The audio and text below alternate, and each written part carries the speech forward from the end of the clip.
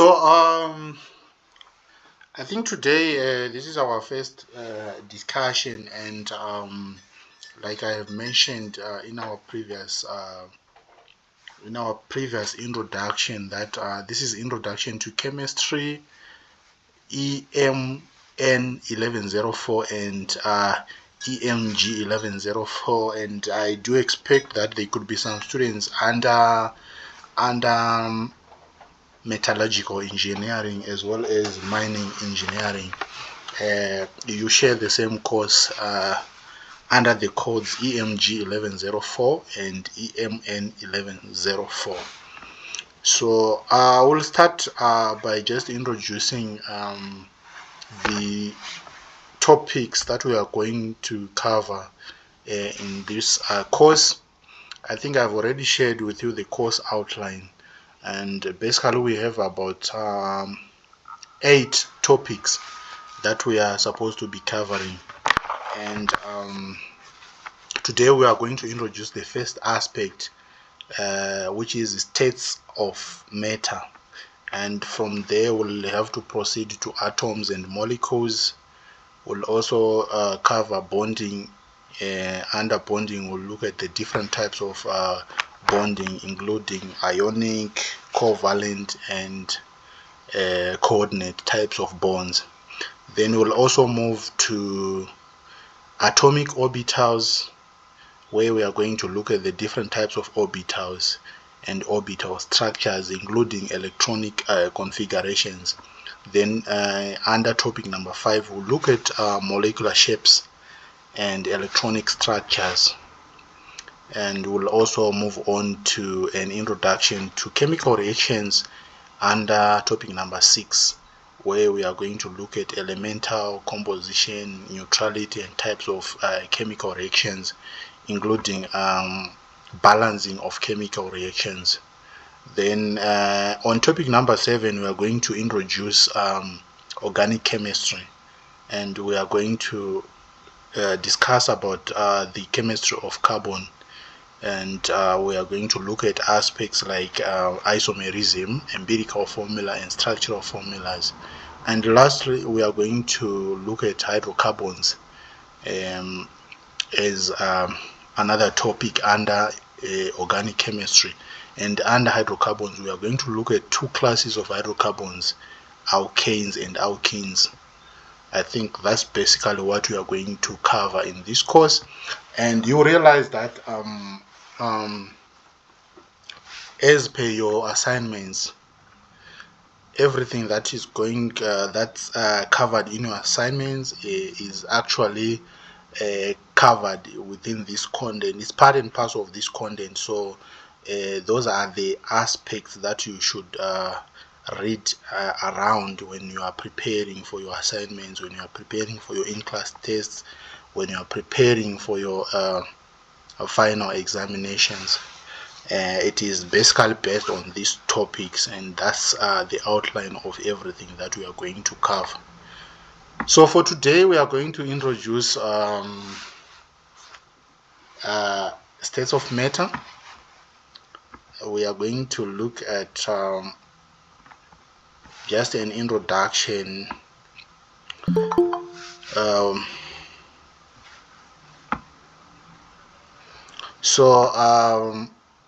I think everyone of you is familiar with these states of matter. Basically, you guys, you know that we have the 3 general states of matter: the solid, the liquid, and the gas as the basic states of matter. We are starting from this because basically when we talk of chemistry, chemistry is centered on the study of matter.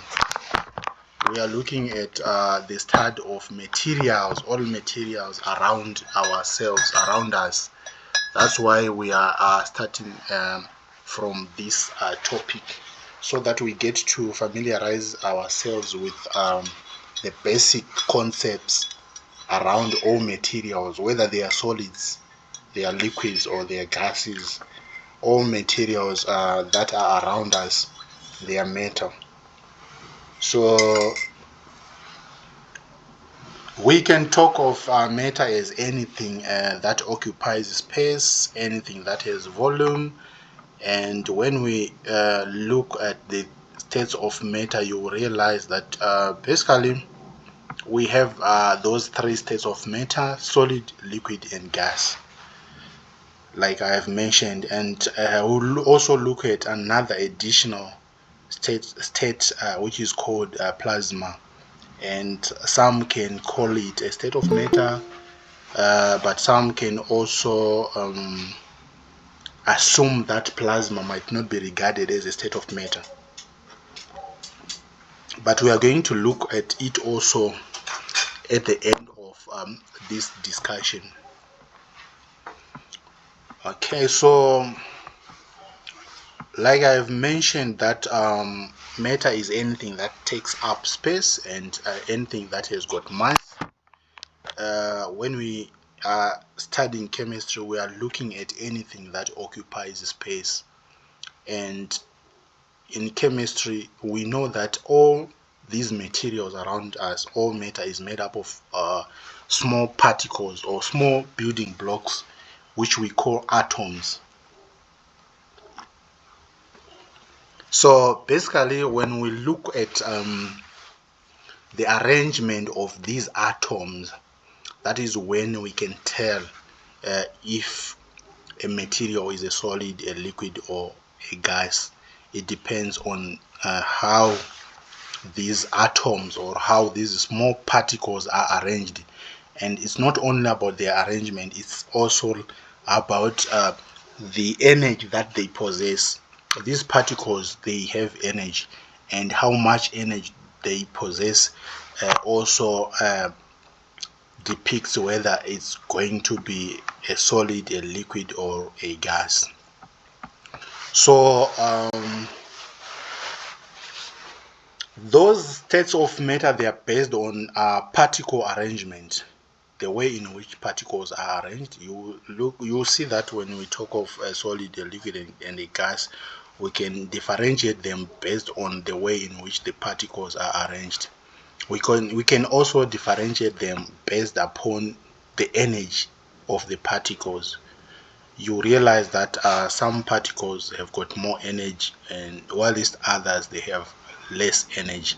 And in terms of arrangement, we can also add another aspect in terms of the distance between the particles. I think we are going to look at each of these. But before we look at each of these states of matter, maybe we can have some bit of a discussion on here's a discussion based upon particle arrangement, energy, and distance between particles. Describe the properties of a solid. That is number one. Number two, describe the properties of a liquid and the properties of a gas as the third question. I want you to think around those points: particle arrangement, energy, and distance between the particles. And probably maybe I'll ask one person to give us a response in terms of particle arrangement. How are particles in a solid arranged in relation to particles in a liquid or in a gas? So let me give you like a minute or 2 minutes to discuss. I do believe you guys are in class, and you can just try to ask each other what could be the arrangement of a solid or a liquid and a gas, and also in terms of energy, what could be the difference in terms of the energy between the energy possessed by those particles, and also the distance between those particles. So in 2 minutes you can discuss. Then I'm going to ask one person to give us maybe some bit of a feedback.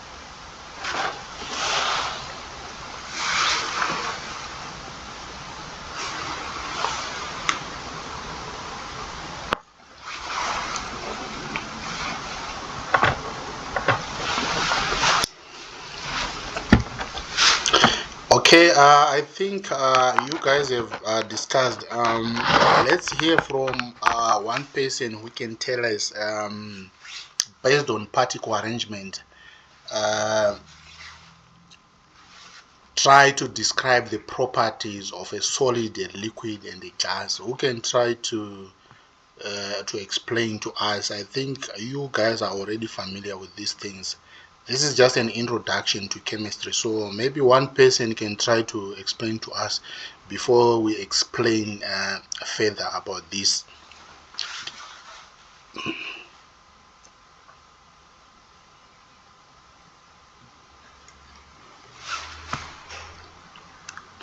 I can see those guys who are outside. Dion, I don't know those who are using Dion Thomas account. Can you try to explain to us? Any one of you?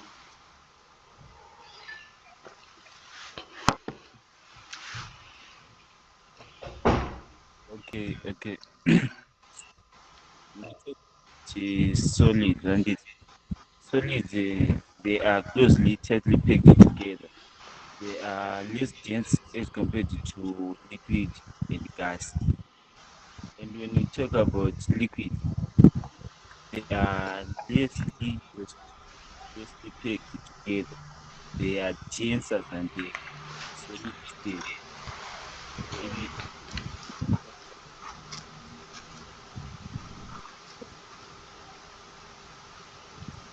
And the gas?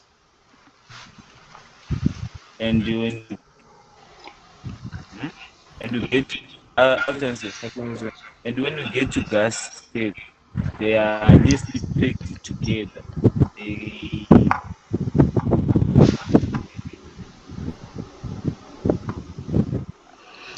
Okay, okay. they Thank you, find thank you. Thank you. I think we can now proceed. Um I think from the feedback that these guys have tried to give us, yeah, somehow it's very correct in terms of particle arrangement.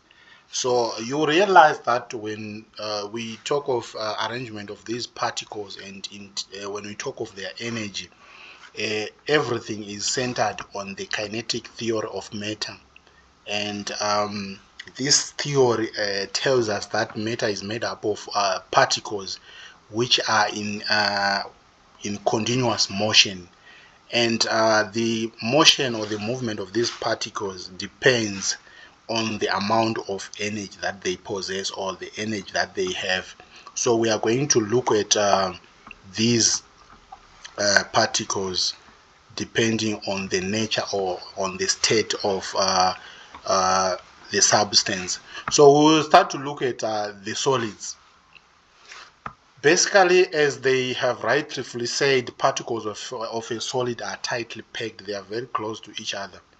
And because of this tight packing, these particles, they possess very minimal energy in terms of kinetic energy. In terms of energy in general, they have very little energy, and they cannot easily move. Of course, according to the kinetic theory of matter, all particles, they possess some form of kinetic energy. But when we talk of solids, the energy is limited and they can only vibrate about their fixed position. They cannot somehow move from one point to another, but they have some sort of movement in which is vibrational movement.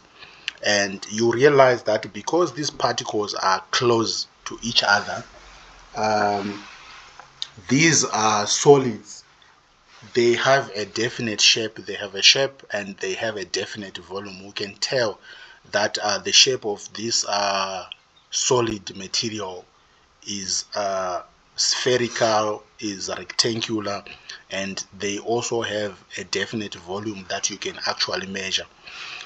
Then when we move on to before we move on to the liquids, you realize that as these particles gain more energy, as you can see from the slide, there's an arrow which is directly showing heat energy applied to those red particles of a solid. When we apply heat energy to those particles of a solid, they gain more energy, and they tend to change from solid now to the liquid.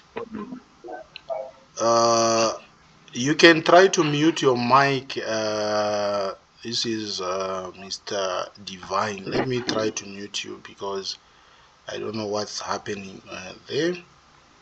Okay, so let's now move on to the liquid. Like I have said, when we apply heat energy to a solid, the solid can transform or can change its state to a liquid because the particles have gained more energy.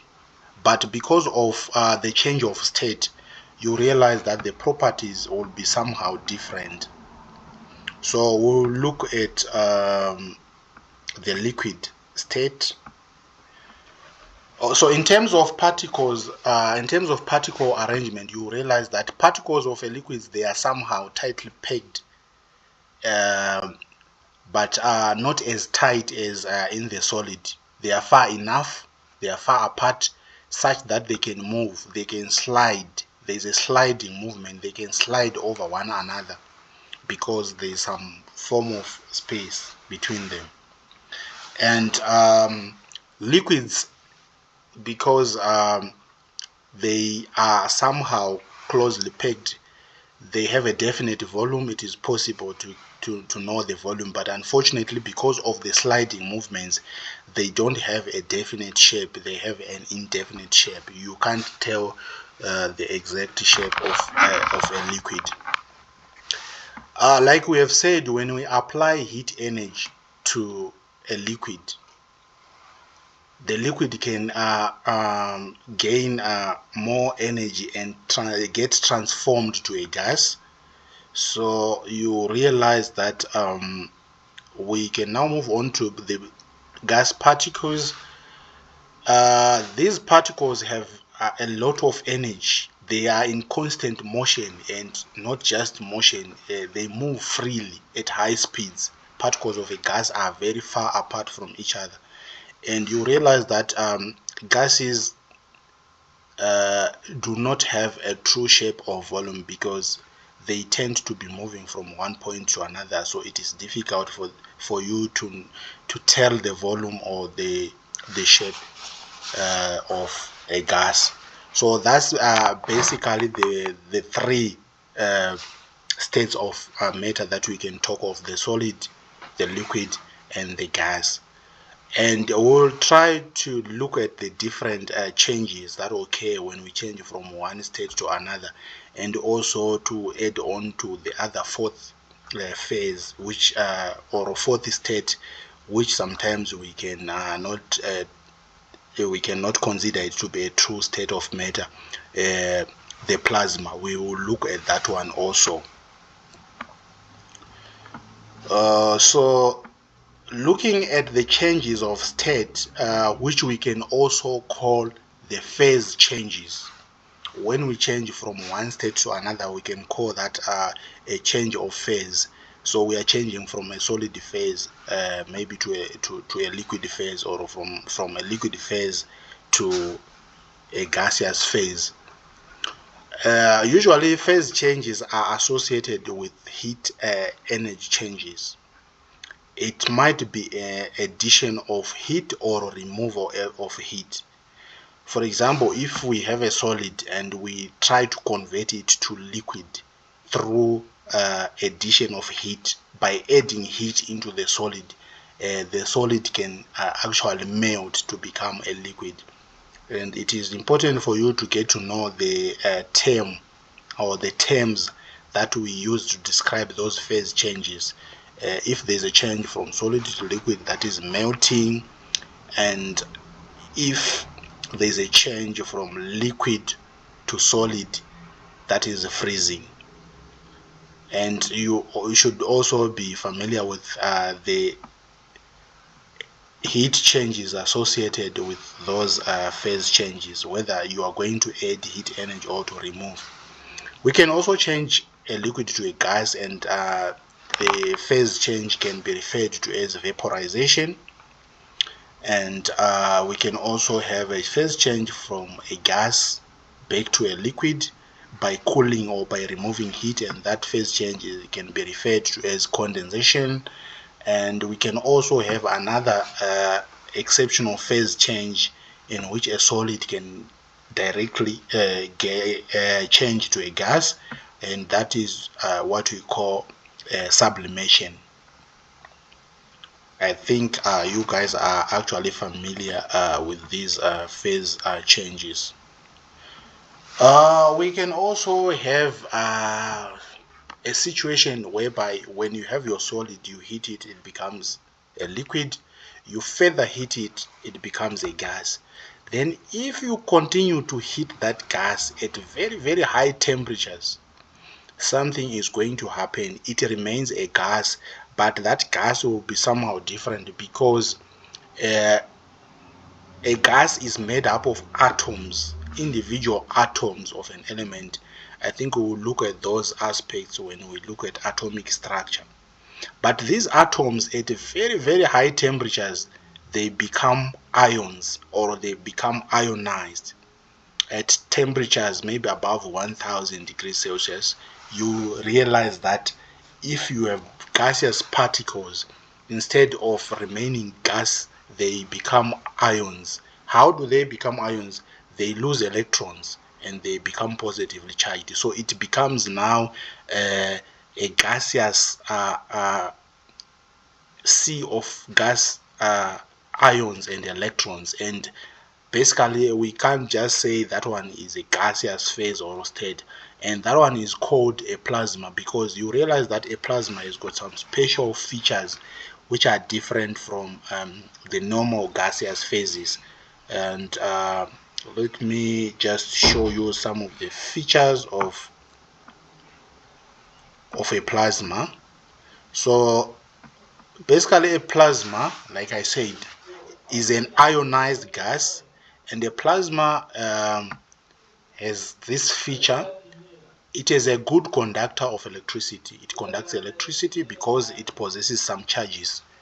Additionally, a plasma is affected by magnetic fields. You can see on this diagram, these positive charges are showing the positive charged gaseous ions, and the yellow particles are electrons. They are negatively charged. So that is what we call a plasma, and a plasma is actually different from a gas, because the particles are now charged and it can conduct electricity.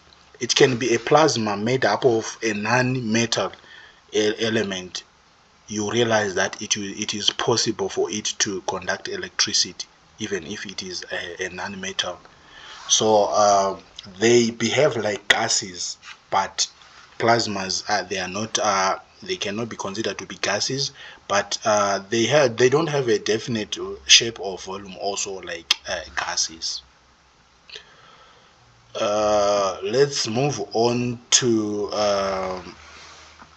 the next slide, which I think depicts something else, which is basically a summary of these phase changes that occur. So like I have mentioned, all matter is made up of small particles, and these particles can be arranged in a different way, and they possess energy, and the way in which they are arranged allows us to tell whether that matter or that material is a solid, a liquid, a gas, or a plasma.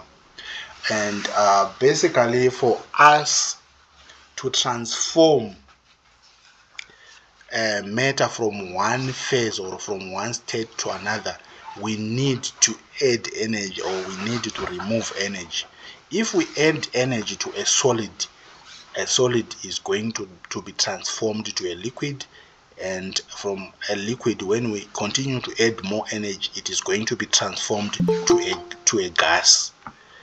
And if we continue to add more energy, the gas can become a plasma. I think this diagram that you are seeing is depicting the changes that occur and the addition of energy, and vice versa. If you start from this side, it will be removal of energy, so that you change from gas to liquid. You have to get rid of the energy, or you have to remove the energy.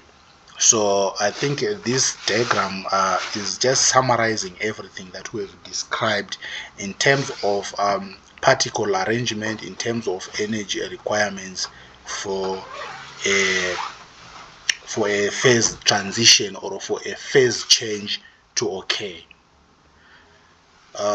In the next slide, I think we are going to have some brief discussion questions in which we are going to reflect on this discussion.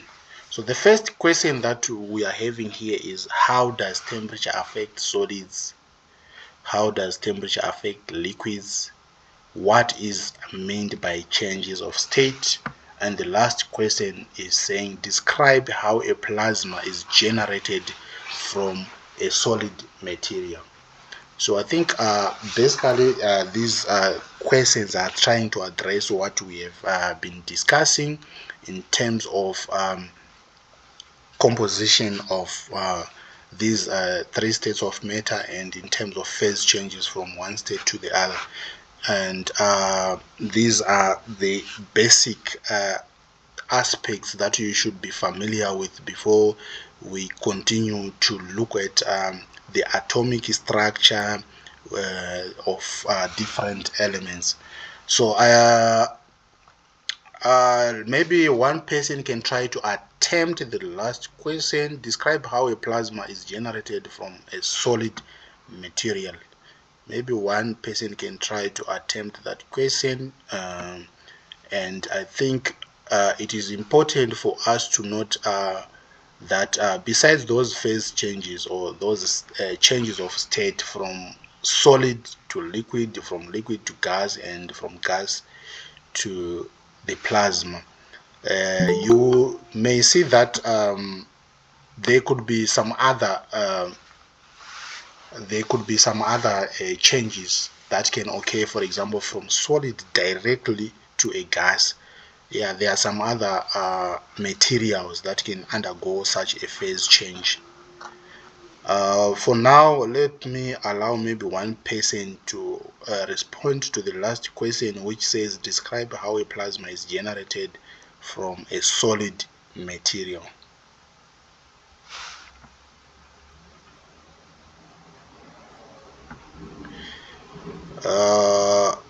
One person can volunteer to answer this question, or I may ask someone to answer this question.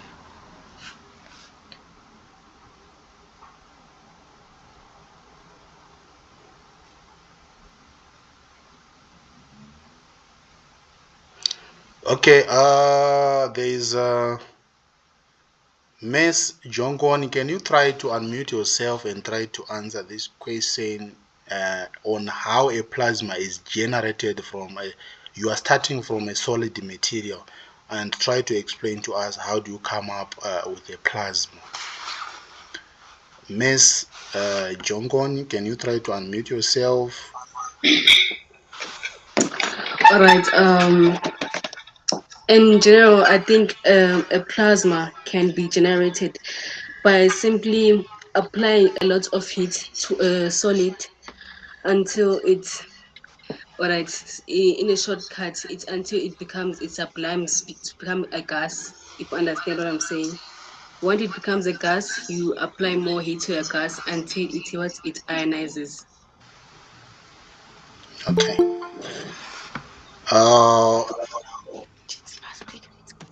You are starting from a solid, and sometimes maybe, okay, let's say it is solid water, ice.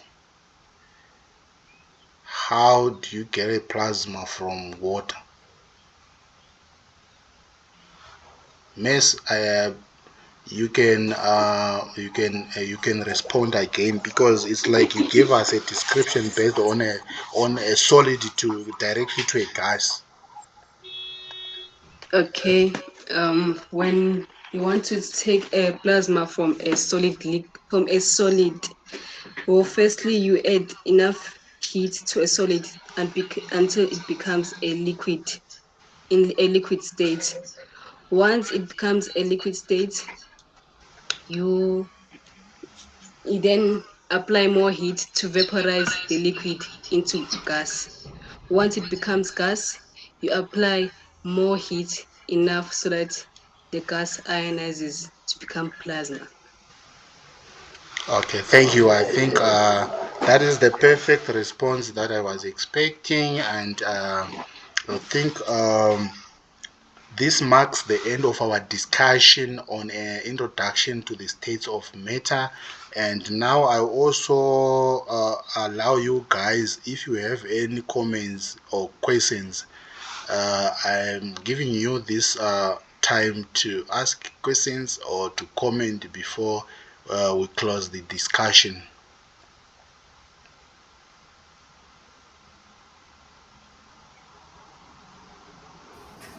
Am I audible? Yes, I can hear you, Brandon. You can proceed. Right. So when we talk about the movement and arrangement of the particles, is it feasible to state, like in the case of a solid, that it has low kinetic energy, which is to say that they don't move from place to place, but instead they vibrate about a fixed position? Sorry, I didn't get the question. You are saying, is it possible to say they move or what? I was saying, is it possible to give a description pertaining to their kinetic energy, which is to say that when talking about solids, we say something about how they possibly have low kinetic energy, which then means that they don't move from place to place, rather they vibrate around fixed positions. Yeah, it's perfectly right to say they vibrate because basically, like I said, from the kinetic theory of matter, we expect that matter is made up of particles, and all these particles they are in motion. But the kind of movement somehow is limited, like in the solids. Uh, Somehow we can say they are not even moving, but they're just vibrating about their fixed position. So the best way to describe their movement in solids will be just to say they vibrate, but the vibration is some form of movement. Otherwise, they are not moving from one point to another. But that vibration is some kind of movement. Scientifically, we can call it's a movement, though there is no movement from point A to point B. I think we can use that term vibration. Anyone else with a comment or question before we close the discussion?